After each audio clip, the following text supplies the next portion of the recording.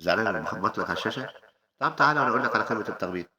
قمة التخبيط إنك ما تبقاش عارف إن had لو جه وراها اسم، أو لو had جه وراها to، أو لو الفعل المفرد جه معاه فعل ما فيهوش اس مع if، فده اسمه ماضي بسيط.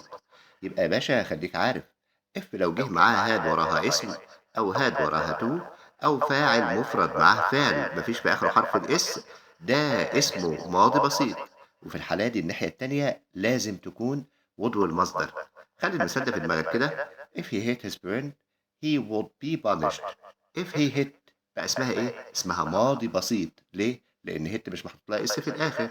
he would be punished هو سوف يُعاقب. would جاي وراها المصدر اللي هو be، وخلّي بالك دي صيغة مبني للمجهول. دي الحالة التانية من قاعدة if، تخلّي بالك منها. شيّر الفيديو مع أصحابك وتنورنا وتشترك في القناة. والسلام